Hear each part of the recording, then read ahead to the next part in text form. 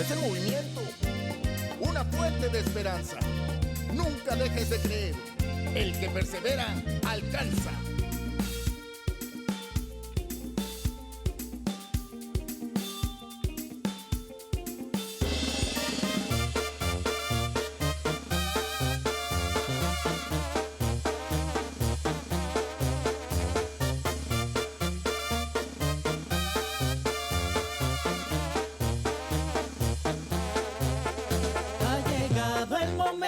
Es el tiempo perfecto para juntos fomentar el buen vivir.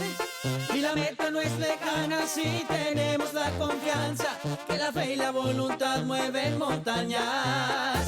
Es la hora del cambio, tu energía es tu aliado y la mano que te ayuda a resurgir. Porque en este movimiento la unidad es el secreto, el motor para emprender el porvenir.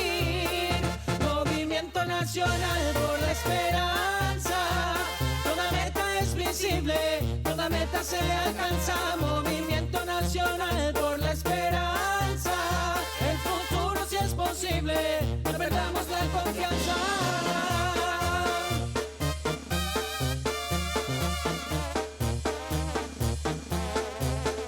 Porque en ese movimiento la unidad es el secreto y el motor para emprender el porvenir. Movimiento nacional por la esperanza, toda meta es visible, toda meta se alcanza. Movimiento nacional por la esperanza, el futuro si es posible, no perdamos la confianza. Movimiento Nacional por la Esperanza te quiere invitar a formar parte de esta gran comunidad digital, en donde compartimos las asambleas virtuales semanales, así como el panorama político-electoral nacional e internacional. Para informarte de todo, lo único que tienes que hacer es seguir nuestras redes sociales, desde tu celular, tablet o computadora, con estos sencillos pasos. Ingresa a la plataforma de YouTube y en la barra del buscador escribe René Bejarano Martínez, y así de fácil encontrarás nuestro canal. Una vez ahí, solo tienes que dar clic en el botón rojo que dice suscribirse, y listo, ya eres parte de esta comunidad. Y recuerda activar la campanita en la opción que dice todas para que te llegue un aviso cada vez que subamos un nuevo video. Así de fácil, juntos estaremos construyendo esperanza por el buen vivir. Movimiento Nacional por la Esperanza. Buenas noches, compañeros y compañeras. Si gustan ir tomando asiento, vamos a iniciar nuestra asamblea semanal del Movimiento Nacional por la Esperanza.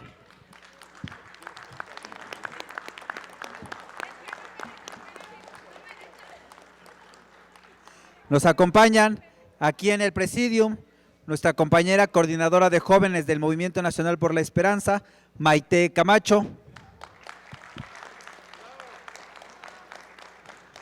Nos acompaña nuestro compañero de la Alcaldía Tlalpan, Carlos Nieto. Desde el municipio de Badiraguato, Sinaloa, el compañero Artemio López Chaparro. Del municipio de Elota, igual en Sinaloa, el compañero José Guadalupe Quinero. De Culiacán, igual en Sinaloa, el compañero Carlos Zamudio de la Herrán. Nos acompaña como cada 8 días nuestra compañera dirigente en el Estado de México, Celina Trujillo. De la Alcaldía Tlalpan nos acompaña un compañero joven, Rodrigo Díaz Rivera. De aquí de la Alcaldía Benito Juárez nos acompaña el compañero Guillermo Meijeiro. Me complica. Desde el Estado de Oaxaca nos acompaña el compañero Mario Luis Padrillo Sánchez. Y como cada 8 días, nuestro dirigente nacional, el profesor René Bejarano Martínez.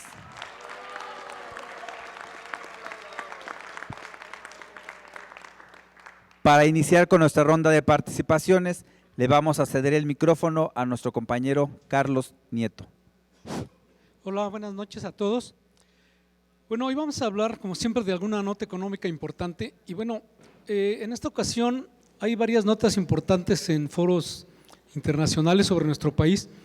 Una de ellas es la expectativa de crecimiento para nuestro país. Definitivamente rebasa ya por mucho cualquier estimación inicial. Conforme va avanzando el año, la economía mexicana muestra un mejor desempeño. Así lo enuncian 3 entidades internacionales que hacen comentarios positivos. Una de ellas es el Banco Mundial, quien cree que el Producto Interno Bruto de nuestro país, México, para este año 2023 crecerá por ahí de un 3.2%.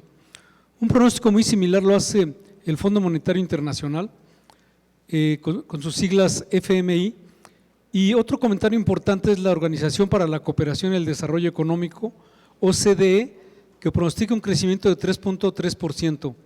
Y bueno, el pronóstico de la Secretaría de Hacienda, que es la responsable del Tesoro Público Nacional, se encuentra en un 3%.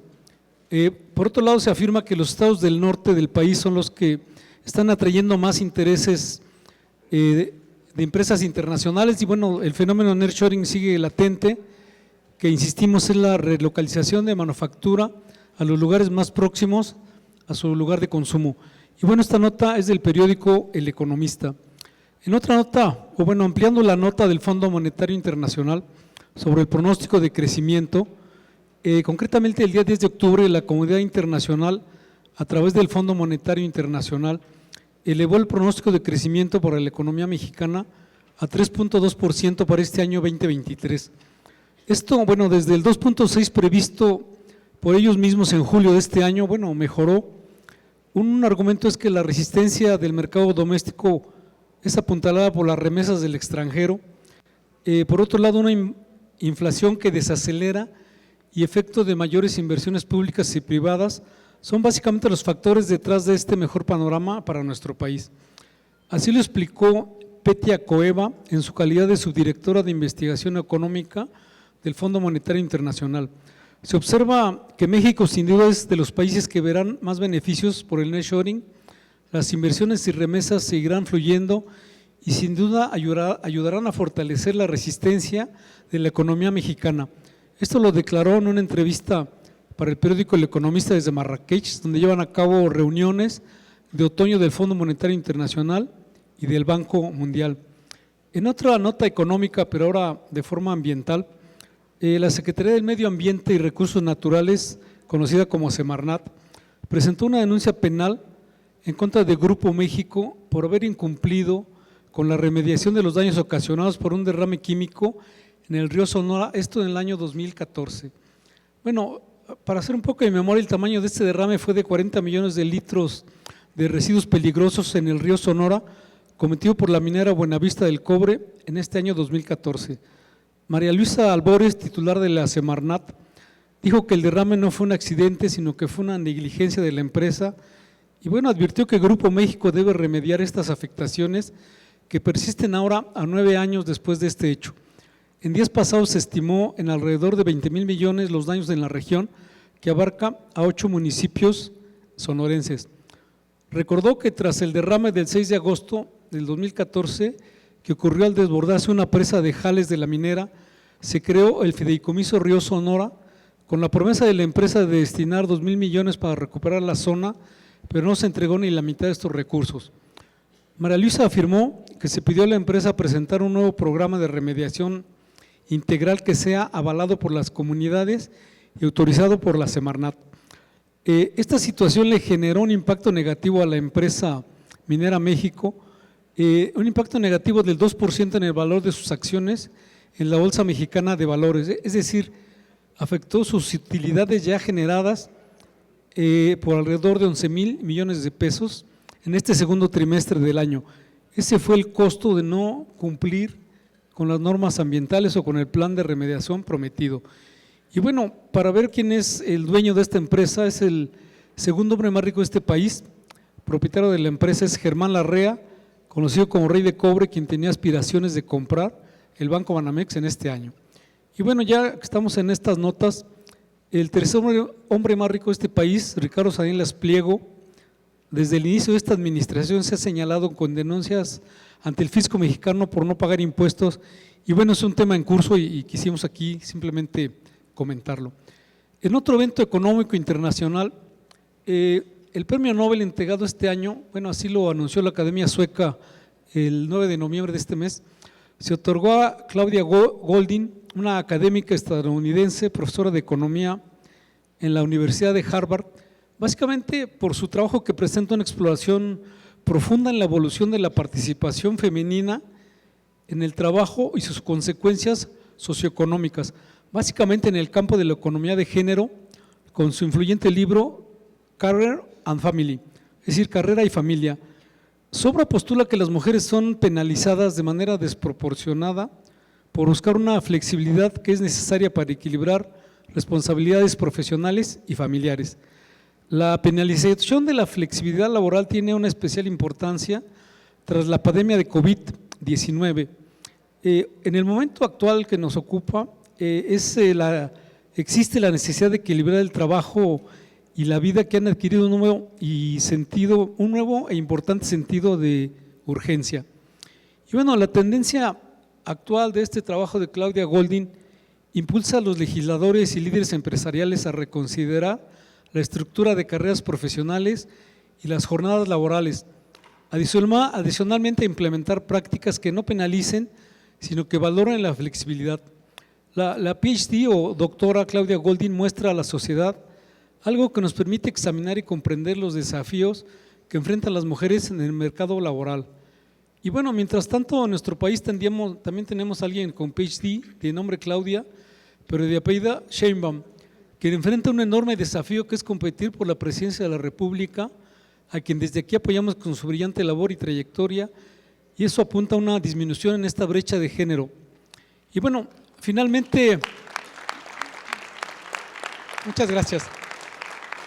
Finalmente, en lo que se refiere a nuestra moneda con respecto del dólar, el día de hoy amaneció con 17.95 al cierre, y bueno, la fuente es el Banco de México.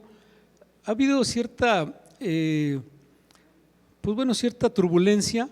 Sin embargo, el viernes pasado el dólar cerró en 18.62 centavos.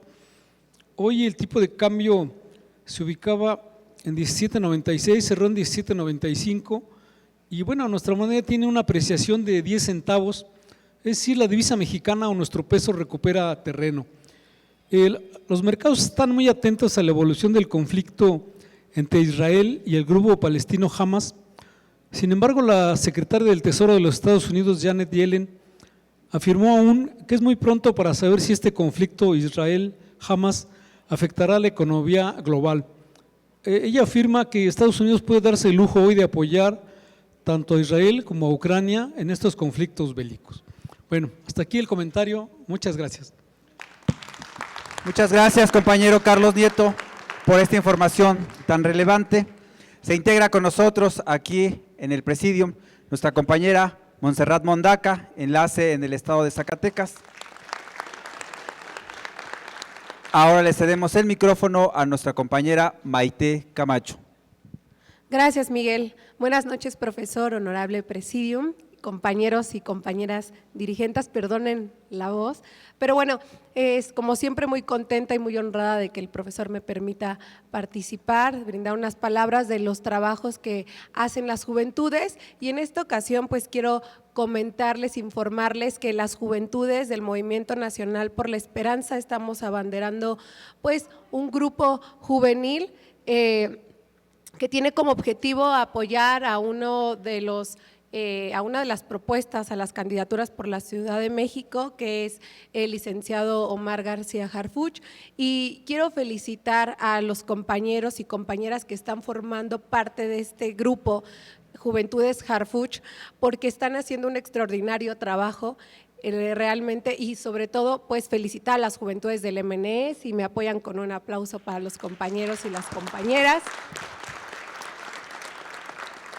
porque estamos sumando a grandes liderazgos juveniles en la ciudad. En el equipo hoy en día pues hay consejeros del partido de Morena, hay concejales, hay representantes de organizaciones a nivel Ciudad de México y también a nivel nacional, importantes liderazgos, pero lo más importante es que el equipo está formado por jóvenes que son todoterreno. Estamos saliendo a la calle a revolucionar conciencias para apoyar el mejor proyecto de transformación para nosotros, que es encabezado por el licenciado Omar García Harfuch.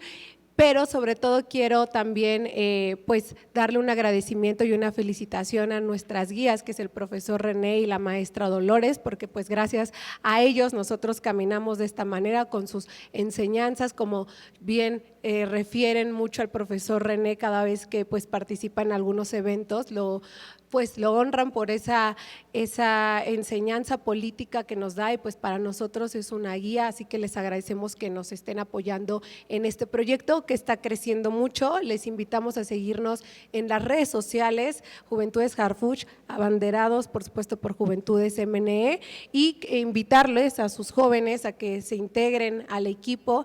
Estamos haciendo diversas actividades, hay agenda de trabajo todos los días. Este miércoles vamos a visitar la Facultad de Economía en Santo Tomás del IPN, el viernes vamos a estar en la UNAM, el sábado vamos a hacer una mega brigada en el centro histórico como lo hicimos este sábado, que nos fue muy bien, y el domingo vamos a hacer algunas también brigadas simultáneas a favor de este proyecto. Pues invitarles, gracias profesor por su guía, por permitirnos tomar este tipo de espacios y por supuesto nuevamente a todos los compañeros y compañeras que están participando. Gracias. Muchas gracias, compañera Maite Camacho. Ahora para un saludo le cedemos el micrófono a nuestro compañero Carlos Zamudio de la ERRAN de Culiacán, Sinaloa. Muchísimas gracias. Muy buenas noches. Es un gusto, un placer nuevamente acompañar al maestro René aquí en la Ciudad de México a su asamblea semanal. Decirle, profesor René, que el Movimiento Nacional por la Esperanza está creciendo en Sinaloa, gracias también a nuestro líder Huáscar Torres, y en todos los municipios está creciendo.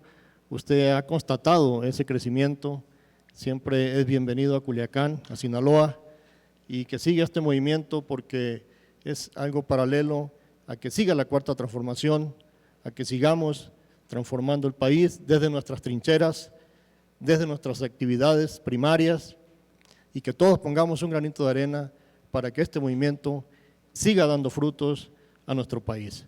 Los saludo con gusto, René, así como a todos los compañeros del Movimiento Nacional por la Esperanza. Muchas gracias. Muchas gracias, compañero Carlos Zamudio, y bienvenido. Ahora desde Badiraguato, Sinaloa, le cedemos el micrófono a nuestro compañero Artemio López Chaparro. Buenas noches, es un placer estar aquí con ustedes y poder venir a saludarlos a todos y hacerles de su conocimiento que también en el municipio de Badiraguato ya tenemos estructura y equipo para sacar adelante el proyecto, y decirles que están cordialmente invitados. Cuando gusten visitarnos por la tierra de allá, son recibidos con los brazos abiertos. Muchas gracias. Muchas gracias, compañero, y bienvenido. Ahora nos vamos al municipio de Lota y le cedemos el micrófono a nuestro compañero José Guadalupe Quinero. Buenas noches, Quintero. Sí. Pues muchas gracias, profesor René Bejarano, por invitarnos aquí. Quiero decirle que la gente de Sinaloa, encabezados por Huáscar Torres, nuestro líder, estamos trabajando muy duro por el Movimiento Nacional por la Esperanza, y día con día crecemos más, día con día somos más, y estamos bien puestos y con todo corazón para seguir apoyando, para seguir seguir siendo más fuertes. Muchas gracias a Huáscar por integrarnos, es un luchador incansable allí en Sinaloa, le va a entregar muy buenos resultados a nivel estado, lo estamos apoyando, le estamos echando ganas, y decirle a usted, profesor, que esté tranquilo, Sinaloa está en buenas manos, con Huáscar, con su equipo, aquí con la gente de Culiacán, con la gente de aquí de varios municipios, de Badiraguato, pues todo el estado. Y pues no le vamos a quedar mal, somos un equipo probado, somos un equipo fuerte y vamos con todo por el MNE. Muchas gracias, compañero José Guadalupe Quintero, y bienvenido. Ahora le cedemos el micrófono a nuestro compañero Rodrigo Díaz Rivera, de la Alcaldía Tlalpan. ¿Qué tal? Mucho gusto. Mi nombre es Rodrigo Díaz. Saludos desde Tlalpan a todos ustedes. Agradecido también con el doctor por el apoyo que me está dando en mi distrito también, y poder representar algo muy importante que yo creo que se necesita la unidad hoy por hoy para no perder pues ese hilo que llegue nuestra querida presidenta Claudia. Primero que nada, más allá de las corrientes, más allá de todo, buscar un proyecto nacional que es el encabezado por nuestro presidente Andrés Manuel. Pero algo muy importante que he escuchado es esta parte de regeneración política, social y económica, que es algo que va a entrar en vigor ahorita. ¿Quiénes son nuestros representantes? Nuevas caras, fuerzas con experiencia y juventud, que es algo que tiene que ir directamente a trabajar la unión y traer proyectos que sumen a la cuarta transformación, no nada más colgarse, porque es muy fácil colgarse de muchos, de un proyecto nacional encabezado, pero también es importante qué proyecto viene a sumar desde otra perspectiva a aportar a la cuarta transformación. Entonces, pues agradecido con el profe, agradecido con cada uno de ustedes, y pues vamos a estar viendo por acá, y muchas gracias. Muchas gracias, compañero Rodrigo, y bienvenido. Ahora le cedemos el micrófono a nuestro compañero Guillermo Meujeiro. Hola, ¿qué tal? Muy buenas noches. Antes que nada, agradecerle al profesor Bejarano que amablemente me invitó aquí. Bueno, yo quisiera comentarles un poquito la sinopsis de Benito Juárez, lo que ha pasado en Benito Juárez. Quisiera empezar comentando que, bueno, de alguna forma tenemos la experiencia del Estado de México con la maestra Delfina, ¿sí? Si el Estado de México se pudo recuperar después de 90 años, casi 100 años del priismo, yo creo que Benito Juárez también se puede recuperar para la cuarta transformación. Eso es una cuestión que tenemos que manejar y que tenemos que hacer. La cuestión es incentivar más la participación ciudadana. Quisiera pues platicarles brevemente mi historia como ciudadano. Nunca he sido de alguna forma, nunca me he candidateado para ninguna cuestión política, siempre ha sido del corte ciudadano, mis luchas, de las cuales les destaco es el corredor cultural Chapultepec, que pues estaba mal llamado cultural, porque finalmente era una división entre la colonia Juárez y la colonia Roma, era una locura que iba a ser para esta parte de nuestra ciudad, la colonia Roma. Entonces, aquí lo que quiero enfatizar es la unión de los vecinos con la gente catedrática y todos los que estuvimos luchando, y llegamos a hacer una encuesta que la sacamos victoriosos y ganamos con 7,000 votos contra todo en nuestra contra, y la sacamos adelante.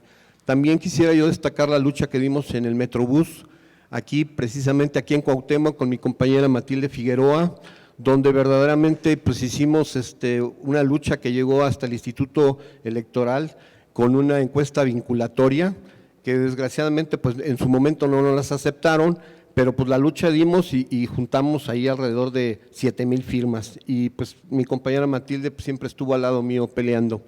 Por último, quisiera yo, la última participación que tuve fue la revocación de mandato en Benito Juárez.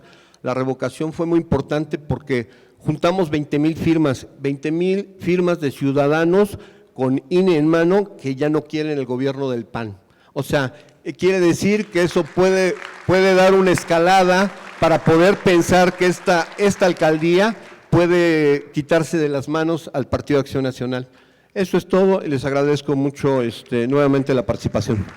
Muchas gracias, compañero Guillermo. Ahora le cedemos el micrófono a nuestro compañero Mario Luis Pradillo. Muy buenas noches a todos. Con su permiso, profesor, muchas gracias por concederme este espacio. Serina, muchas gracias también. Agradecerles a todos el momento en el que nos pueden escuchar. Mi nombre es Mario Pradillo, venimos del estado de Oaxaca, nacimos en la capital del estado y bueno, pues Oaxaca es uno de los estados que hoy es gobernado por la Cuarta Transformación, después igual de un camino durante muchos años de otros gobiernos de oposición, pues que han dejado al Estado sumergido en los índices más bajos de desigualdad, de pobreza y de marginación. Digo, es algo sabido.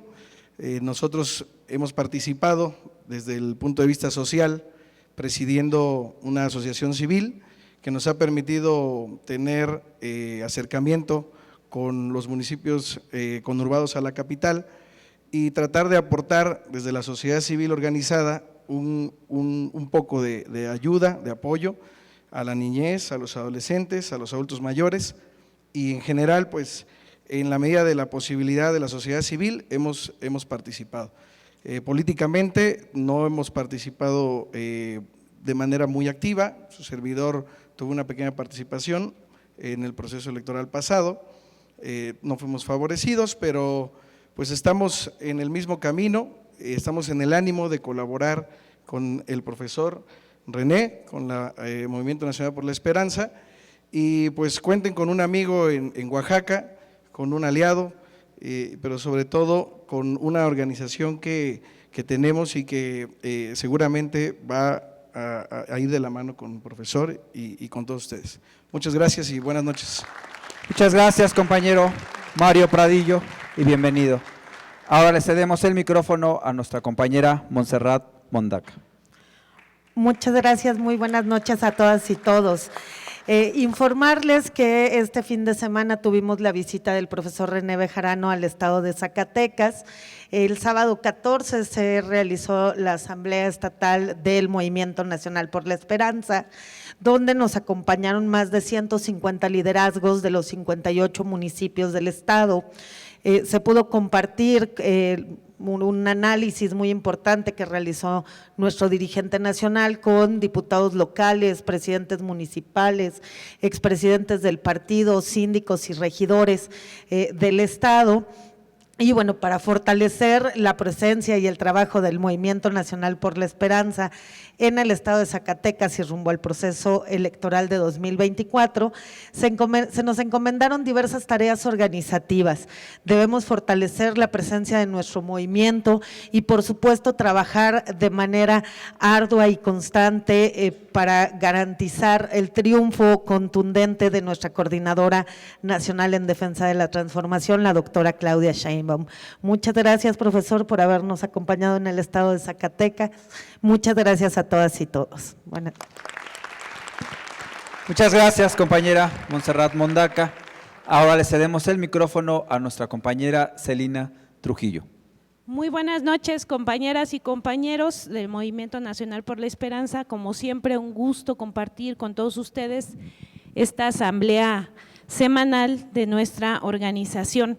Con respecto al Estado de México, comentarles que el día 14 de octubre se cumplió el primer mes de gobierno del bienestar en el Estado de México y nos da mucho gusto porque en solo un mes como gobernante la maestra Delfina Gómez ha demostrado un compromiso firme con nuestra entidad, sus logros tempranos en materia de seguridad, en la cual ha implementado acciones como las reuniones diarias de la Mesa de la Construcción de la Paz, en donde se revisan los avances de la estrategia de seguridad. Esto nos demuestra que está enfocada en hacer un cambio positivo en nuestra entidad. Comentarles que es impresionante ver cómo la maestra Delfina ha aprovechado al máximo su primer mes de encargo, sus logros en temas ambientales, reforestación, entrega de títulos de propiedad a campesinos, basificación a los docentes, la firma de convenio con el INEA y también el convenio con el IMSS Bienestar. Esto nos demuestra la determinación para abordar los desafíos que tiene nuestra entidad. Sin duda, estas acciones son un rayo de esperanza para toda nuestra entidad y eso hay que aplaudirlo, compañeras y compañeros. Insistir que este primer mes La gobernadora ha estado trabajando muy fuertemente y este mes está marcado por acciones importantes, como ser la primera entidad en todo el país en firmar con la Secretaría de Seguridad de Gobierno de México el primer decálogo para prevenir y erradicar la violencia animal. Esto nos demuestra su dedicación para lograr un impacto inmediato en nuestra entidad. Con gobernantes como ella podemos enfrentar cualquier desafío en el Estado de México y eso favorece al futuro de nuestra entidad. La gobernadora abanderó la delegación de más de 500 mexiquenses jóvenes, principalmente, que competirán en los Juegos Paranacionales y Paralímpicos del 2023. Y desde el Movimiento Nacional por la Esperanza les deseamos a todos los jóvenes muchísimo éxito en su participación, pues sabemos que el deporte forma parte de la construcción del buen vivir que todos y todas buscamos. Comentarles, compañeras y compañeros, que no solamente se han hecho esas actividades. El movimiento, como ustedes saben, somos un movimiento de causas y hemos estado vinculados a resolver y a tener el acercamiento con el gobierno de la maestra Delfina a través de causas que se han abanderado de mucho tiempo. Por ejemplo, el tema del agua. Por ejemplo, buscar la manera de que a todos nos vaya bien y que los compañeros de este movimiento han trabajado muy arduamente y hoy el reconocimiento al liderazgo que tienen en todas esas causas, pues es atendido por el gobierno de la maestra Delfina. Para quien pido un fuerte aplauso, ya les daremos muchísimas más datos. Y pues hablando del buen vivir, compañeras y compañeros, este fin de semana se realizó el primer encuentro de mujeres con el objetivo de empoderamiento a nuestras dirigentes y activistas de la Nueva Esperanza en la ciudad de Nezahualcóyotl. Esto es para nosotros muy importante, no solamente por el empoderamiento, sino porque también estuvimos escuchando la identificación, por ejemplo, de la violencia que se da en el transporte público o reconocer todas esas causas que no son denunciadas en nuestra entidad, que envuelve la violencia de género. Y para nosotros es muy importante porque además asistieron un buen de dirigentes de las colonias y sobre todo de esta región del municipio de Nezahualcóyotl. Comentarles que hemos estado haciendo un gran esfuerzo en materia de asistencia social porque nos nace, porque queremos, porque nos convence que el acercamiento con la ciudadanía es la llave para poder aspirar a un cargo de elección popular.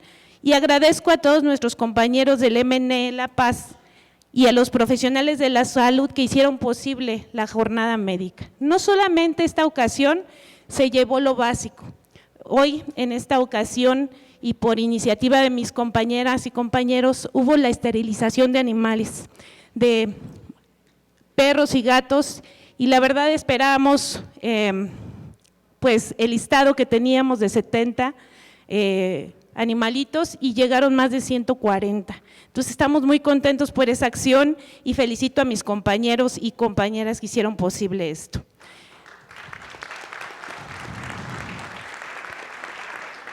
En otro tema, y no por ser el último es el menos importante, sino muy importante, seguimos invitando a nuestros compañeros a conformar los comités en defensa de la Cuarta Transformación, que sabemos todos que son por sección electoral, pero es momento de apresurar el paso, compañeras y compañeros. Nuestra compañera Claudia Sheinbaum nos ha insistido en que trabajemos en esa ruta y lo estamos haciendo con mucho gusto y también nos llena de orgullo estar cercanos a la gente porque ahí nos dicen sus causas, nos dicen su problemática y si está en nuestras manos podemos resolver. Y siempre que hay organización se pueden resolver las cosas. Muchísimas gracias a todos y a todas por su atención. Muchas gracias, compañera Celina, por esta información de los trabajos en el Estado de México. Ahora le cedemos el micrófono a nuestro dirigente nacional, al profesor René Bejarano Martínez. Buenas noches, compañeras, compañeros. Muchas gracias a todas y a todos los compañeros, las compañeras que se dieron cita en esta asamblea, gracias a la Comisión Amplia de Sinaloa, que está aquí presente, a las compañeras y compañeros del Estado de México, a Puebla, a líderes de diversas alcaldías, a los compañeros de Tlaxcala, de Oaxaca, etcétera. Muchas gracias a todas y a todos ustedes por esta participación.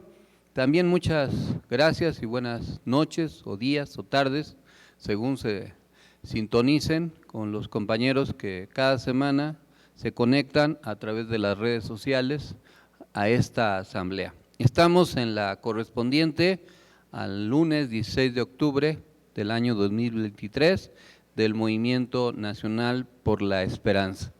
Y hay bastantes temas que comentar. Primero, la información de que nuestro presidente sí participará en el foro de la Cumbre de Cooperación Económica Asia-Pacífico, que se realizará los días 14 y 15 de noviembre. En esta cumbre, Andrés Manuel se reunirá con el presidente estadounidense Joe Biden y consideró que es de suma importancia participar porque se abordan temas económicos y comerciales. La primera resistencia a asistir tenía que ver con la participación de la presidenta de Perú y por las dificultades diplomáticas que hay con ese gobierno, pero finalmente se pudieron resolver. En segunda parte, hay avances en la construcción del Tren Maya en los tramos 2, 3 y 4. Se informó que se están llevando a cabo pruebas en estos tramos el fin de semana. Entre los tramos 2, 3 y 4 se recorrieron más de 600 kilómetros a una moderada velocidad máxima de 80 kilómetros por hora y pese a la lluvia no hubo problemas. Por el contrario, se tuvo la oportunidad de probar la tracción y los frenos del tren. Se destacó que la capacitación de los conductores está siendo liderada por la Secretaría de la Defensa Nacional. En tercer lugar, Andrés Manuel firmó el acuerdo para garantizar servicios de salud, el Acuerdo Nacional de Federalización de los Servicios de Salud con 23 gobernadores y gobernadoras para garantizar que el programa IMSS Bienestar atienda a 53.2 millones de personas, alcanzando así el 80.2% de la población sin seguridad social. Para tal fin, se han dispuesto 13.966 centros de salud, 707 hospitales y con una inversión de 18.915 millones de pesos. Se estima que para marzo se dé el óptimo funcionamiento de este sistema. Y en este mismo ámbito, en cuarto lugar, el Instituto Mexicano del Seguro Social rompió récord y alcanzó un máximo histórico de trabajadores registrados con la cifra máxima de 22.174.498. También se informó que los ingresos tributarios alcanzaron los 3.3 mil millones de pesos con corte al 9 de octubre, es decir, 9.4% más que en el mismo periodo del año 2022. En quinto lugar, el presidente Andrés Manuel respondió a la embajadora de Israel en México, que hizo algunas críticas acerca de la posición diplomática que México tomó con respecto al conflicto más reciente entre el pueblo palestino en la Franja de Gaza con el gobierno israelí. El gobierno de México refrendó su respeto al gobierno y pueblo de Israel. Sin embargo, dijo, entre comillas, nosotros no queremos la guerra, la violencia, nosotros somos pacifistas, que se respete el principal de los derechos humanos, la vida. Refirió, como ya se ha venido haciendo, que se ha construido un puente aéreo, un avión mexicano que originalmente fue a Tel Aviv para retornar a los connacionales y ahora está volando a el aeropuerto internacional de Barajas en España para traer desde España a los mexicanos que son trasladados de Israel a España. Al respecto, sí conviene además precisar por nuestra parte que desde luego no compartimos las acciones terroristas, las masacres de inocentes, pero el problema de fondo es otro. El problema de fondo es que tiene que haber un Estado palestino reconocido por todas las naciones. Eso es algo que se tiene que reconocer.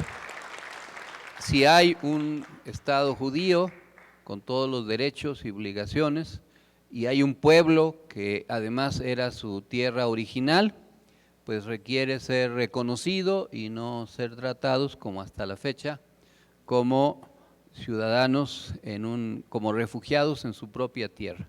Este es el tema de fondo, y mientras no haya disposición para establecer un mecanismo de entendimiento y de convivencia, pues siempre va a ser esa región un foco de tensiones.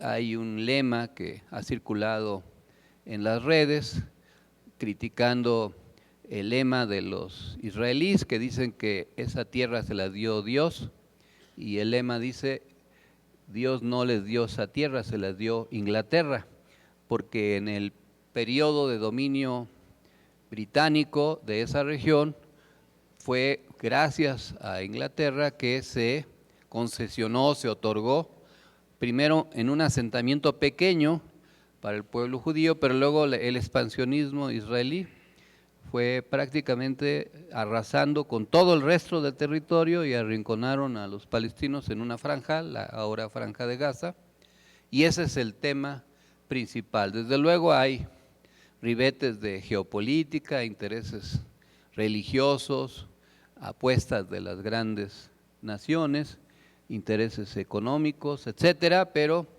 mientras no haya un proceso de paz, pues esto tendrá todavía muchos capítulos de tragedia. Y ahora nos toca a nosotros también insistir que no es prudente la anunciada invasión que pretende hacer Israel a la Franja de Gaza.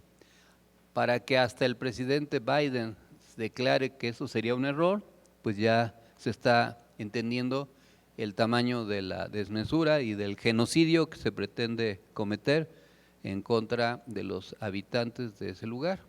Ojalá y se pacte una tregua que permita además que ingresen los alimentos, las medicinas, se restablezca la energía eléctrica y se puedan hacer pláticas de paz.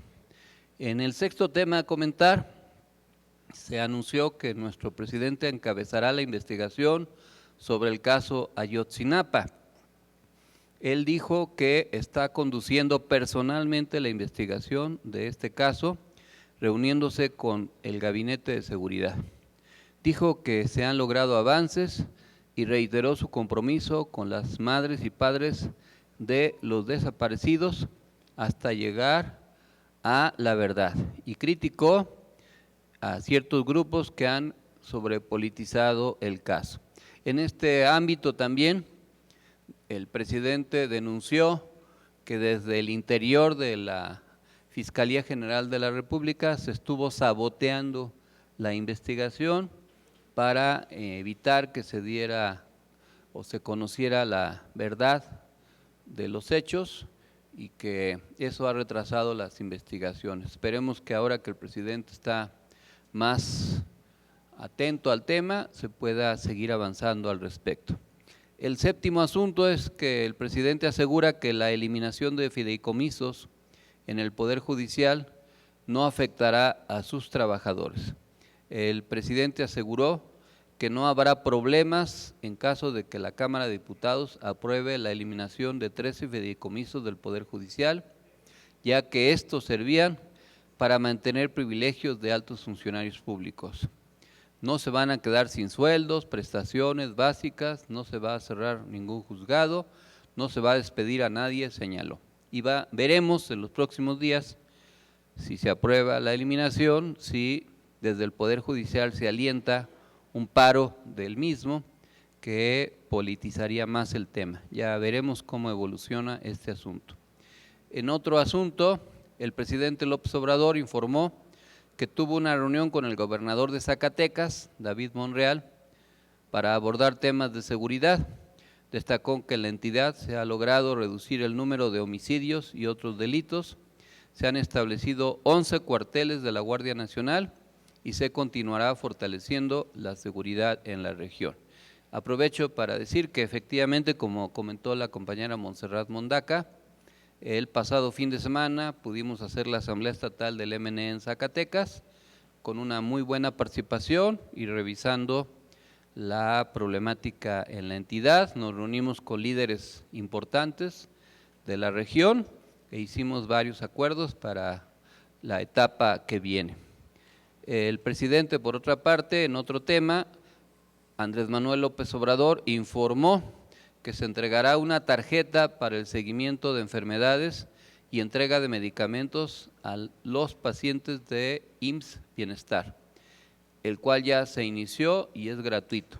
Indicó que en 15 de los 23 estados afiliados hay abasto promedio del 96% de medicamentos y que las entidades que no se integren en el sistema recibirán el presupuesto correspondiente.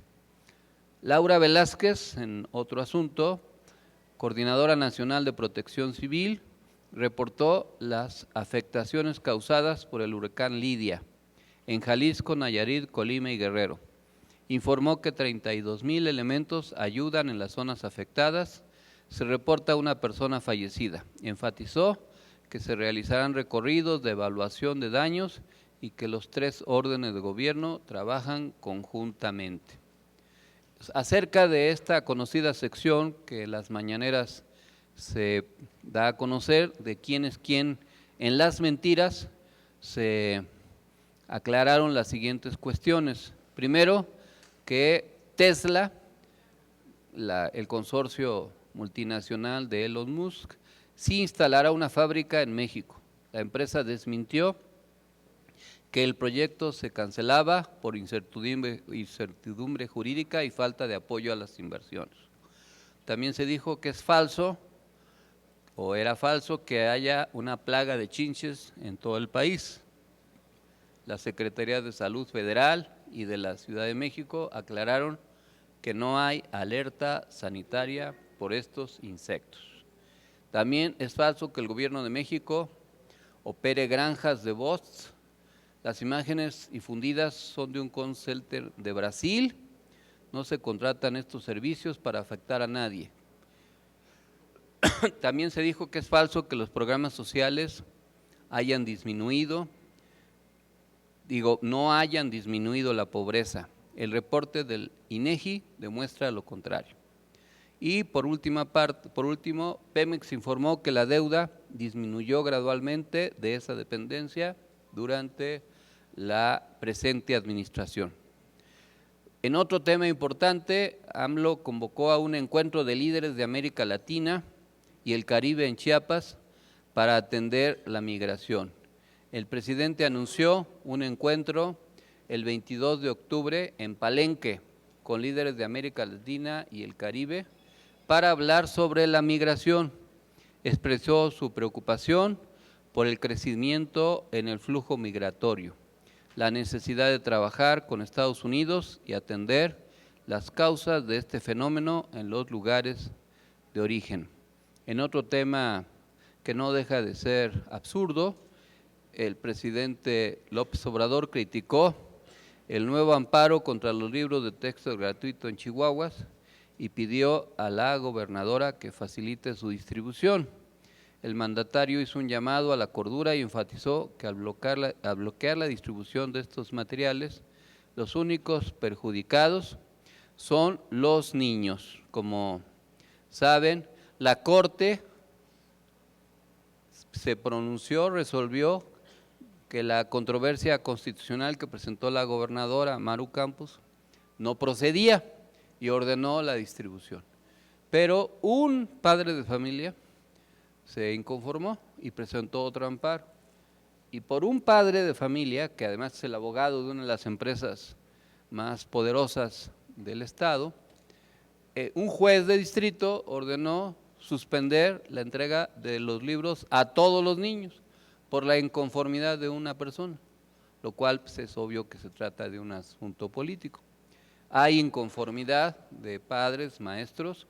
En el municipio de Madera pues hubo desesperación y los padres fueron a abrir las bodegas y tomaron los libros, y ya ha empezado a haber paros de labores orquestados por los secretarios generales de la sección 8 y creo la 32 del CENTE por toda esta maniobra para no permitir la entrega de los libros. Hay que decir que el gobierno de Chihuahua imprimió unos cuadernillos infames que realmente no sirven para nada y que ni siquiera informó cuánto se gastó en eso, pero que en el fondo lo que está es lastimando la educación pública, y esperemos que esto no siga también en Coahuila, porque ese es otro tema. Aunque la Corte ya se pronunció para desechar el amparo en Chihuahua, se retrasó la resolución similar en el caso de Coahuila, y no podría ser en otro sentido, porque ni modo que una semana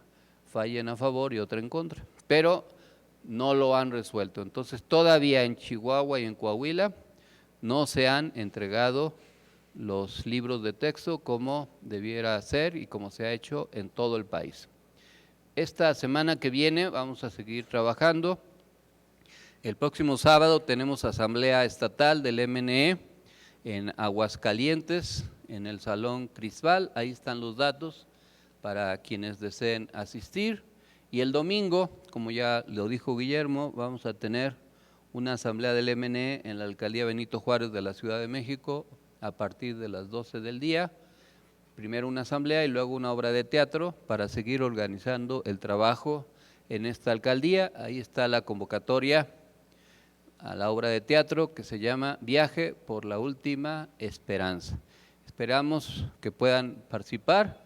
Si no viven en la Benito Juárez, pues no importa, serán bienvenidos porque es parte de nuestro trabajo organizativo.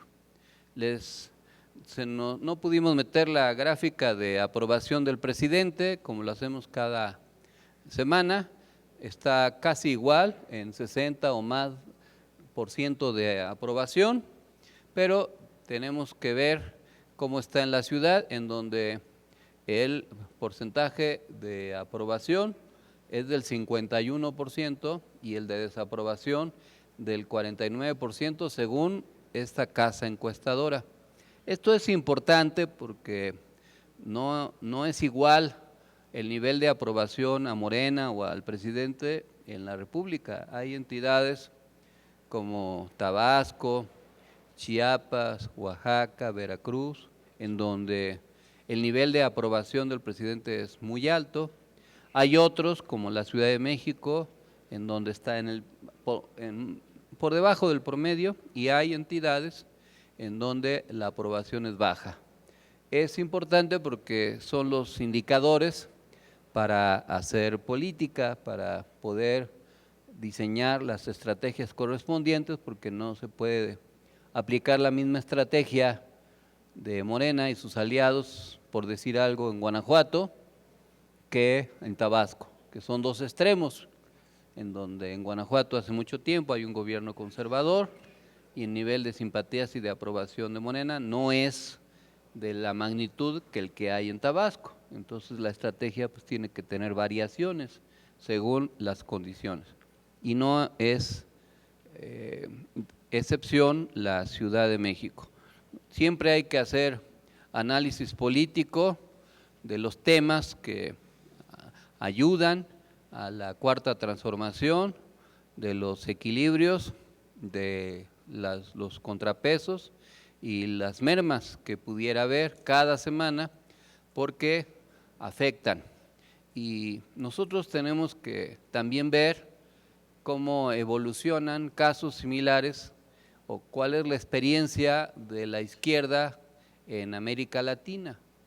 El pasado domingo hubo elecciones en segunda vuelta en Ecuador y desafortunadamente el resultado para la izquierda no fue el mejor. El candidato conservador, Daniel Noboa, obtuvo 52.04%, la candidata de la Revolución Ciudadana tuvo 47.96%. Esto es algo importante.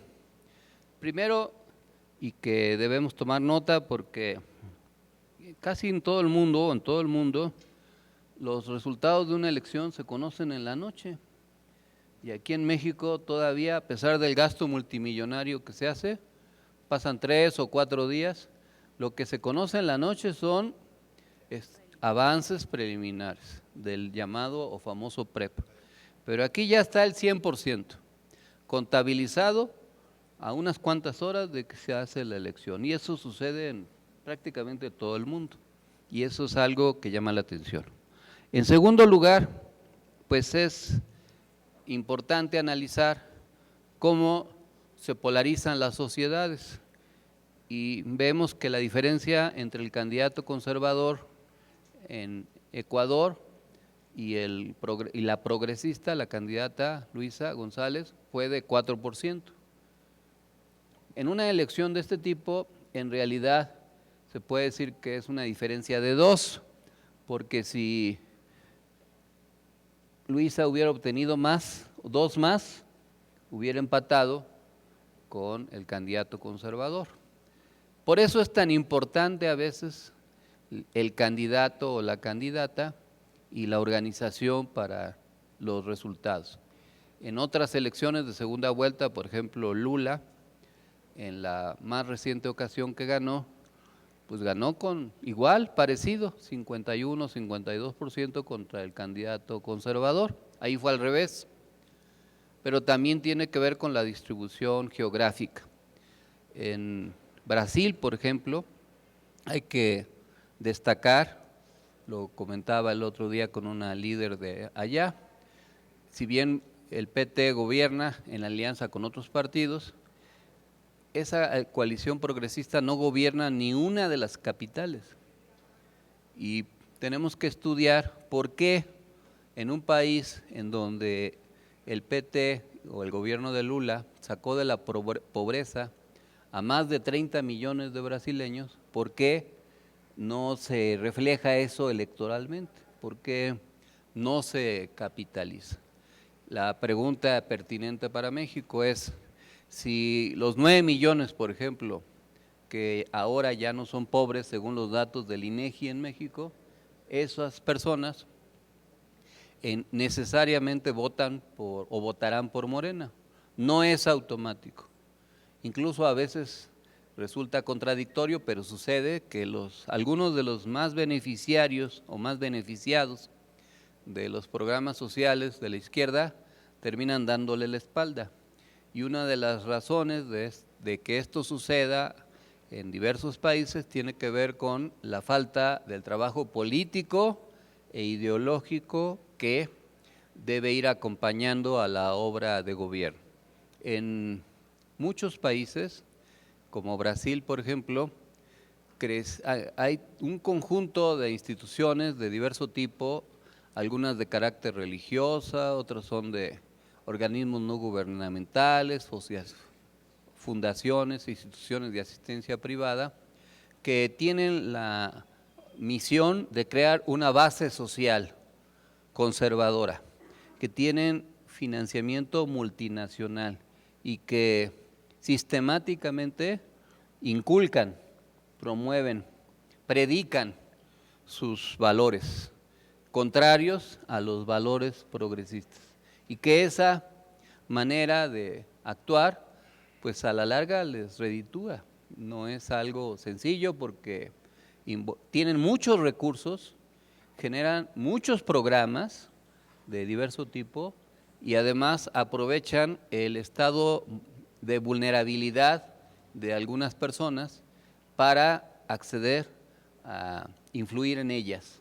No es raro que cuando alguna persona sufre una pérdida o tiene un problema grave de salud o personal o familiar, acudan a estas instituciones y aprovechan su grado de hipersensibilidad, su situación personal precaria, su crisis emocional para acercarlos e irlos manejando y conduciendo según sus intereses. A mí me ha tocado estudiar a veces cómo operan estas instituciones de muy diverso tipo, algunas son, entre comillas, de autoayuda, y por ejemplo, por poner un caso, citan a las personas, por decir algo, a las 8 de la noche, pero se prolongan las sesiones a las 2, 3, 4 de la mañana, 5, sin dormir, y al otro día igual. Y claro que ante la vigilia prolongada, los mecanismos de defensa psicológica se vulneran, se quiebran, la gente tiende a estar más sensible. Algunos analistas son más drásticos y dicen que es una operación de lavado de cerebro, pero lo que sí es cierto es que es una operación de condicionamiento psicológico y de manipulación, y que al final lo van involucrando a estas personas para irlas identificando con los valores. Algunos de ellos se vuelven incluso promotores. Algunas de esas instituciones son muy redituables negocios para quienes las encabezan, porque además convocan a sus integrantes a actuar con generosidad, a aportar recursos. No quiero particularizar para no lastimar, pero algunas de esas se promueven en los medios de comunicación, en internet, y uno de los objetivos es aportar económicamente. Y claro, se vuelven mecanismos de poder muy grandes, y eso en un proceso electoral influye. La izquierda progresista ha descuidado mucho su formación ideológica y política, y no debemos nosotros ser ligeros en eso. Una cuestión fundamental para preservar el poder. Y en el caso de Ecuador, pues si revisamos lo que ha sido la historia de la izquierda desde el 2007 a la fecha en Ecuador, pues encontramos un proceso pues que no deja de ser significativo. Antes del 2007, en Ecuador había una gran ingobernabilidad. Casi había un gobierno por año, había una crisis permanente. Pero llegó el gobierno de Rafael Correa, que creó la Revolución Ciudadana. Este gobierno duró en varias elecciones de diverso tipo 10 años. No fue una elección, sino ganó muchas elecciones, desde 2007 hasta el 2017. Se trató, en la oleada que hubo de la izquierda progresista en esos años, de un proyecto político que buscó transformar estructuras económicas, políticas y sociales del país, alineado a una perspectiva de izquierda progresista. Acuérdense el conflicto con Chevron, la petrolera, la nueva constitución que se aprobó, el referéndum que hubo, las tentativas golpistas, el conflicto con los poderes mediáticos de toda esa época, pero al final sobrevivió. Sin embargo, la derecha multinacional no descansa, y hubo un error de cálculo cuando desde la Revolución Ciudadana, una vez que Correa ya no se podría reelegir, se impulsó la candidatura de Lenín Moreno, que ganó en las elecciones del 2017. Pero Lenín, que era vicepresidente con Rafael Correa durante la primera administración, aunque inicialmente se consideró que era un sucesor del legado de Correa, a lo largo de su mandato, Moreno adoptó posturas primero más moderadas y distantes del correísmo, generando tensiones dentro del movimiento Alianza País, y este gobierno finalmente empezó a tomar medidas neoliberales, a perseguir a los militantes y dirigentes de la Revolución Ciudadana, pues Correa tuvo que autoexiliarse junto con otros muchos líderes. Algunos de los líderes están presos todavía porque Lenin traicionó a la Revolución Ciudadana, a pesar de que él llegó al poder gracias a este movimiento de la Alianza País, se volvió en contra. Y eso permitió la restauración de las fuerzas conservadoras en Ecuador. En las elecciones del 2021 ganó Guillermo Lasso, del movimiento Creo y de orientación de centro derecha, que asumió la presidencia en ese año. Guillermo Lasso representó un cambio significativo en la política ecuatoriana, en contraste con la era de Correa, con un enfoque conservador, promercado y a favor de la inversión privada, pero no supo gobernar adecuadamente y sobre todo esto se pudo reflejar en la gestión catastrófica que hizo durante la pandemia del COVID. Y además tuvo muchos conflictos al interior de su propia alianza, lo cual lo llevó a hacer una especie de renuncia anticipada antes de que pudiera ser encarcelado, disolver el gobierno y convocar a elecciones anticipadas, que son las que se acaban de hacer. En primera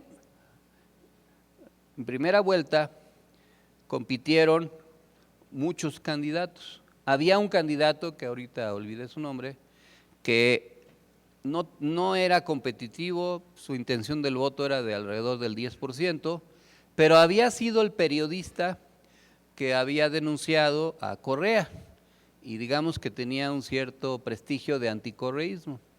Y fue a ese candidato que asesinaron y que generaron con eso una manipulación mediática, porque ante este magnicidio se hizo un linchamiento mediático en contra de la Alianza País, de la Revolución Ciudadana, de Rafael Correa, y se le pretendió culpar mediáticamente, así como acabamos de ver las fake news que cada semana se distribuyen, por ejemplo en el caso de las chinches que acabo de comentar o cualquier otra barbaridad. Pues así se hizo una campaña en plena campaña. Y claro que eso afectó a la Revolución Ciudadana porque impidió que Luisa González ganara en primera vuelta, como se podía observar en las encuestas que venían presentándose. En Ecuador, si un candidato obtiene 40% en primera vuelta y saca más del 10% del que le sigue, ya queda. O sea, no necesitaba sacar 50% o más, sino que con que sacara el 40% y que el que lo siguiera tuviera 10 puntos menos, ya. ¿Cuál fue la intención? Pues crear un golpe mediático y político. Es muy evidente que se trató de una conspiración porque el gobierno de Lasso detuvo a los sicarios. Esos sicarios pues eran como los sicarios, personas sin escrúpulos, contratados para ese fin, con cierta complicidad gubernamental, porque los policías encargados de cuidar a ese candidato pues fueron obviamente o deliberadamente descuidados. Villavicencio. Bueno, el caso es que encarcelaron a los sicarios. ¿Y qué pasó? Estando en custodia del gobierno de Lasso, los mataron a todos en la cárcel. ¿Para qué? Pues para que no se supiera quiénes eran los autores intelectuales del magnicidio. Pero el efecto del magnicidio sí funcionó porque evitó que Luisa González pudiera ganar en primera vuelta. ¿Y qué sucedió en esta segunda vuelta? Pues que las fuerzas conservadoras se coaligaron y un candidato sin trayectoria, pero con el perfil que quisieron, de un empresario joven, progresista, medio desconocido, Novoa, pues resulta que capitaliza todo el anticorreísmo. ¿Por qué menciono este episodio? Bueno, el correísmo no está derrotado.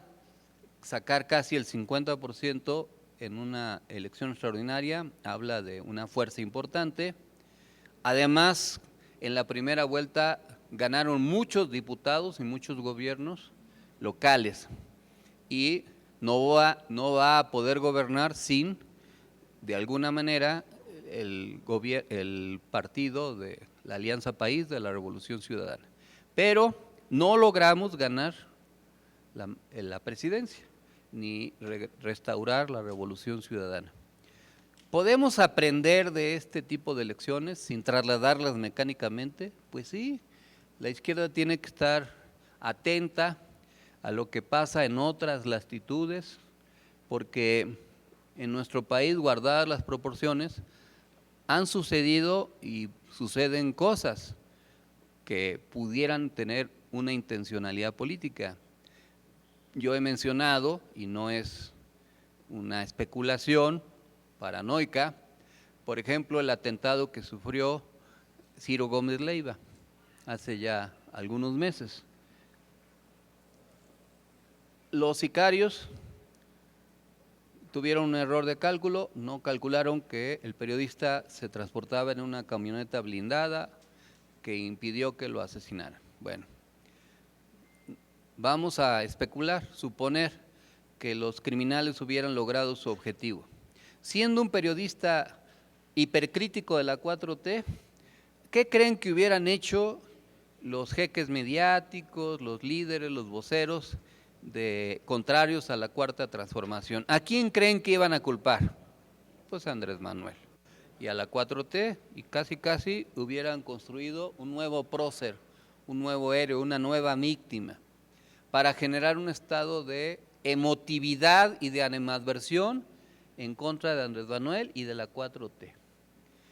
Esas son las nuevas formas, o no tan nuevas, pero sí de las formas que se han venido practicando para manipular a la opinión pública, para explotar estados emocionales. La Primera Guerra Mundial tuvo muchas causas, pero el pretexto fue el asesinato de un duque. No era un perro, era un noble. Ahora los duques a los duques se les pone, a los perros se les pone nombres de duques, ¿no? Pero antes eran personas de la nobleza. Ya ven, ha cambiado el mundo, pero había un duque que fue asesinado y que fue el pretexto para el conflicto de la Primera Guerra Mundial allá por 1914. Siempre ha habido manipulaciones de magnicidios y siempre ha habido provocaciones y conflictos. Y desde luego la izquierda siempre ha habido traiciones y siempre ha habido conspiraciones para que personas que una fuerza política promueve sean cooptadas.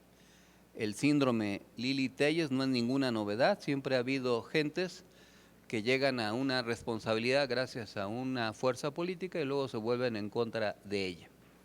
Y fue el caso de Lenín Moreno. Por eso tiene que haber pues claridad de a quién se promueve, pero también no se puede dar por descontado y actuar con exagerada confianza de que todo va a estar bien, de que ya estamos condenados al éxito. En el caso de Claudia, pues vamos muy bien, estamos con una gran ventaja, pero los adversarios son verdaderos y se están preparando. Están buscando la manera de reinflar el globo, a ver cómo construyen una nueva botarga para convencer a la gente y cómo hacen un plan. No sabemos de qué estén pensando, pero no nos confiemos, ellos lo van a intentar y nosotros tenemos que trabajar en esa ruta. Y eso también se tiene que estudiar en cada entidad. No podemos ser ligeros y pensar que con cualquiera se gana y que las fuerzas conservadoras no van a trabajar para posicionarse. Y la capital del país pues es clave. La capital no es la entidad más poblada. sí es el Estado de México, pero el Estado de México es una provincia de la Ciudad de México, sí, es un anexo de la Ciudad de México. Ya en serio, es la ciudad, pues no en balde, es la ciudad capital y tiene un valor estratégico. Y van a trabajar para tratar de recuperarla. Y nos pasa algo similar. Desde 1997 la izquierda gobierna la Ciudad de México. La Ciudad de México ahora tiene una proporción, según los indicadores, del 60 o hasta el 70% de personas que se consideran de clase media. Los indicadores de pobreza han bajado drásticamente. La élite económica es grande, pero no es tan grande comparado con la clase media o los sectores populares o los diversos estratos.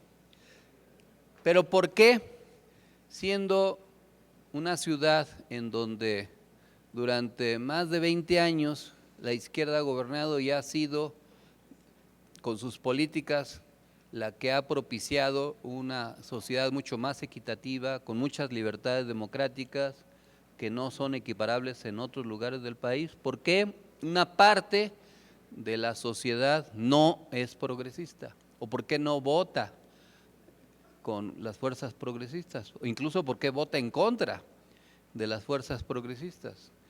Entonces tiene que haber un análisis sociológico, político, incluso psicológico, de por qué se dan este tipo de fenómenos, y estos análisis son los que conducen a la estrategia.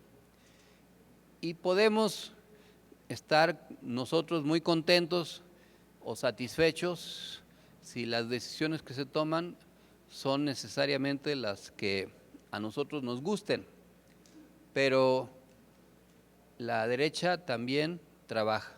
Ojalá tuviéramos de oposición a un ultraderechista como Verástegui, porque esos son los más cómodos para las fuerzas progresistas. Pero, ¿quién ganó en Ecuador? Un personaje de centro derecha, joven, que genera una idea de renovación. Ese va a ser el perfil que van a impulsar los de centro derecha. Y si el razonamiento de la ultraderecha a nosotros nos permite tener un rival cómodo, si la ultraderecha presentara un candidato en estas condiciones en México, pues nos facilitaría el asunto, un extremista. Luego entonces, en el lado de las fuerzas progresistas, ¿nos conviene presentar un candidato extremista de izquierda, un ultraizquierdista? Claro que no hay nadie así ahorita, pero para fines didácticos se dice. Un militante de acero inoxidable, creyente del marxismo-leninismo, defensor de las teorías de Lenin, Stalin, Mao Zedong y toda la... Hay seres así todavía, yo conozco bastantes, sí existen. Bueno, no, claro que no, pero nosotros tenemos que entonces valorar las posibilidades de presentar candidatos de centro izquierda cuando haga falta. Cuando no es necesario, siempre es preferible alguien muy comprometido. Por ejemplo, si en Tabasco hay que decidir, pues un militante de izquierda, porque el nivel de intención del voto es del 70-75%, ahí no hay problema. Pero eso mismo se puede decir en Chihuahua, en Guanajuato o en otros lados, pues no, ahí. Eso mismo se puede decir en la Ciudad de México. Ese es el debate, sin descalificar a nadie. ¿Qué es o qué propuesta política y qué persona encarna la propuesta política que nos puede dar más votos? Porque no se trata de competir, si las elecciones no son para hacer aeróbics, en donde uno, por ejemplo, en una banda, pues corre uno y no se mueve al mismo lugar, ahí está uno mismo nada más gastando energías, ¿no? No va uno a ningún lado cuando corre uno una banda. Pues igual, en una elección no se trata de perder con dignidad, con una gran congruencia ideológica. Perdimos, pero fuimos muy congruentes ideológicos. Pues no.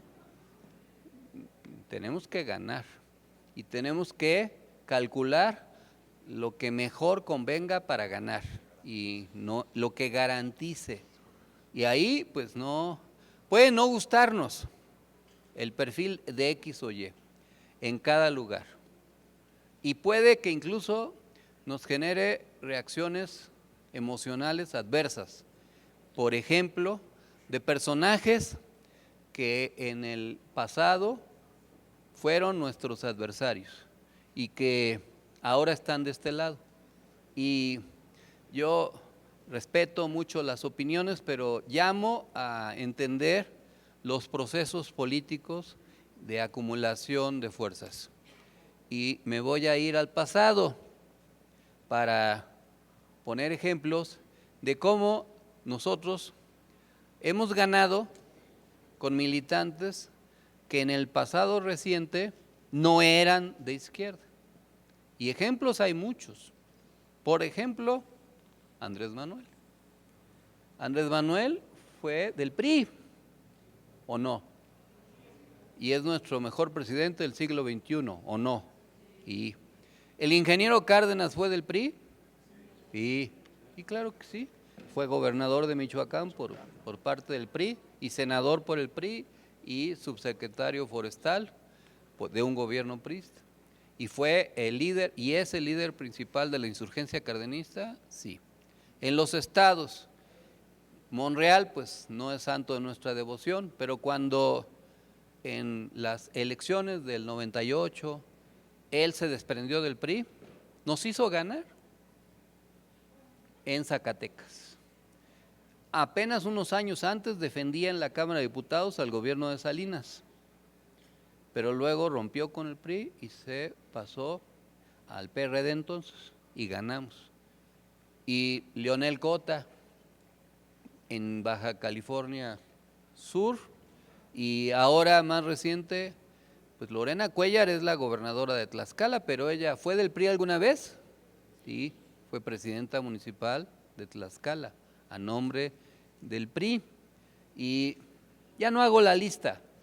Por eso a veces algunos compañeros que critican el pasado priista o panista, yo les digo que no lo tomen tan a pecho, porque ser priista es como la gripa, se quita con el tiempo, no es algo que dure para siempre, pero que en la política pragmática se requiere valorar.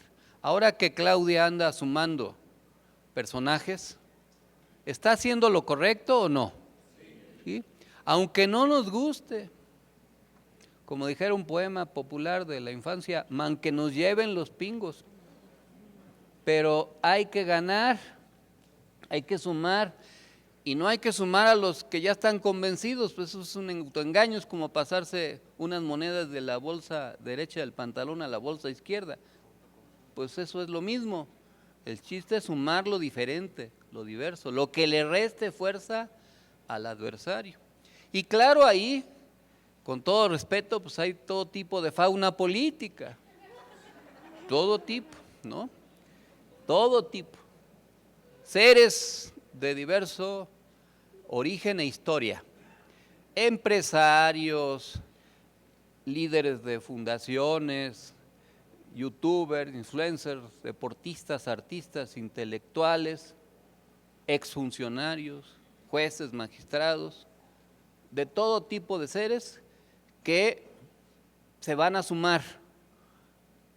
¿Los vamos a repeler? Nuestra estrategia es decir, aquí ya somos como el club de Toby y ya no se admiten más personas, o tenemos que ir sumando y multiplicando. ¿Para qué? Para que no nos pase lo que nos ha pasado en otros países de América, en donde las fuerzas progresistas se van debilitando, se desgastan. La izquierda llegó al poder en Uruguay y actualmente no la gobierna. Ojalá y no, pero los pronósticos para las elecciones de la semana próxima en Argentina no son los más optimistas. La izquierda ha gobernado en muchos países o lugares y no siempre se ha consolidado. En México estamos en un proceso que apenas lleva 5 años. 5 años. La prueba más fuerte es la que viene el año que entra. El pronóstico es optimista, sí. Correa gobernó 10 y ganó muchas elecciones y luego sufrió una traición. La derecha está apoltronada plácidamente en un mullido sillón, comiendo palomitas, esperando a ver qué pasa.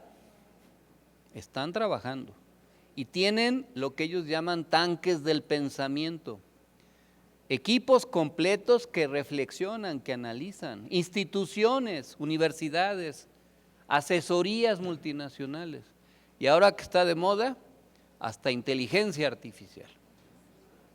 Entonces nosotros no podemos ir ingenuamente a confrontarnos con un adversario que trae todos los recursos, los avances tecnológicos, que estudia cada paso que da, confiados nada más en nuestro instinto. Pues no. En la naturaleza los seres que solo confían en su instinto son víctimas de sus depredadores. Yo luego veo a unos ajolotes que me gusta ver y siempre llego a la conclusión de que los ajolotes están en proceso de extinción porque son muy tontos. No se defienden, no tienen mecanismos de defensa, cualquier animal agresivo los ataca y ni siquiera ofrecen resistencia a la verdad, ¿o no? Yo sé que Angelina es de Xochimilco y defiende a los ajolotes, pero ellos no se defienden y por eso están en peligro de extinción. Nosotros no podemos caer en peligro de extinción. Tenemos que evolucionar, aprender a sobrevivir y a desarrollarnos políticamente más y mejor en cada circunstancia, actualizándonos, preparándonos para los nuevos desafíos. Y esos nuevos desafíos pues son inéditos, pero ¿qué tenemos? Pues la posibilidad de revisar lo que ha pasado. La historia es una gran maestra de la política y estudiar los contextos y lo que viene sucediendo en otros lados nos puede a nosotros prevenir de lo que nos puede pasar. Y para que no nos pase, pues tengamos la inteligencia y la audacia suficiente. Yo, como cualquier izquierdista verdadero, soy optimista y pienso que podemos seguir avanzando, que vamos a seguir avanzando. Pero no es que estemos condenados a la victoria, hagamos lo que hagamos. No. Hemos sufrido derrotas en muchos momentos, de muy diverso tipo. Ahora que está el debate en la Ciudad de México, sí, ganamos en el 97. 3 años después, por el efecto Fox, ganamos la jefatura de gobierno, porque tuvimos un muy buen candidato. Pero nada más para que tengan una idea, de 30 distritos federales que había en ese entonces en la Ciudad de México, perdimos nada más 25 de 30. Solo ganamos 5 distritos en el 2000 y perdimos 6 alcaldías en ese entonces. Y perdimos la mayoría en el Congreso local, en entonces la Asamblea Legislativa. 3 años después, nos recuperamos, sí, aprendimos la lección y para el 2003 recuperamos casi lo perdido. Pero no ganamos la presidencia en el 2006 por todo lo que sucedió. ¿Hubo un error de cálculo? Sí. Aparte del fraude y los videoescándalos y todo lo que hicieron, ¿cuál fue el error de cálculo de estrategia? Pensar que si no íbamos al debate, ya, de todos modos ganábamos. Pudimos hacer alianzas en el 2006. Hubo posibilidades, porque estaba Roberto Madrazo del PRI, que ya se daba por perdido, y Calderón. Y me consta, porque yo lo viví, que hubo priistas que nos buscaron, por ejemplo Osorio Chong y otros, que eran 6 gobernadores, que decían que querían pactar con López Obrador para asegurar el triunfo, porque ya veían que Madrazo pues ya estaba perdido y no hubo voluntad. El engendro demoníaco, el Bester Gordillo, nos buscó. Ese ser que tiene los ojos puestos en la nuca, porque tiene miedo de que le hagan algo, se mandó a operar y los ojos que tenía aquí enfrente se los puso acá atrás, para tener visión de 360 grados. Nos buscó y no la necesitamos. ¿Y qué nos faltaron? 240,000 votos. Claro que ganamos, pero hubo un fraude. Nos hubiéramos ahorrado una tragedia. En el 2018 se aprendió la lección y se sumó de las redes sociales progresistas y el Partido Encuentro Social y Napoleón Gómez Urrutia y todos seres sacados de Monster Inc. entraron a la coalición, ¿no? ¿Y qué pasó? Ganamos. ¿Es lo correcto? Sí. ¿Tenemos que ser sectarios para ganar una elección? No. El pragmatismo es optar entre inconvenientes. Pues sí, es inconveniente sumar algunos personajes polémicos, sí, pero es peor perder. Pues sí. Nosotros tenemos que ganar y ya ganando, ya ahí vamos viendo. Eso es otra historia, porque ya el gobierno permite cierto juego político y hay reacomodos, pero por lo pronto hay que ganar, porque si no se gana, pues entonces, ¿cómo se gobierna? Y regresar a la oposición, ¿es sencillo? ¿Ustedes quieren regresar a la oposición en la Ciudad de México, en el país? Pues no, los que venimos de la oposición, que siempre fuimos de la oposición, pues sabemos que es militar verdaderamente en la oposición y también sabemos que si un proyecto político deja de gobernar, una buena parte de los que ahora están con nosotros se van a ir, ¿o no? Porque la política son intereses. Yo respeto mucho a los que dicen que no se lucha por puestos, sino por ideales. Claro que cuando se trata del puesto que ellos buscan ya matizan, ¿no? Pero la política busca puestos e ideales, las dos cosas. Porque los puestos sirven para llevar a cabo los ideales, porque es más fácil.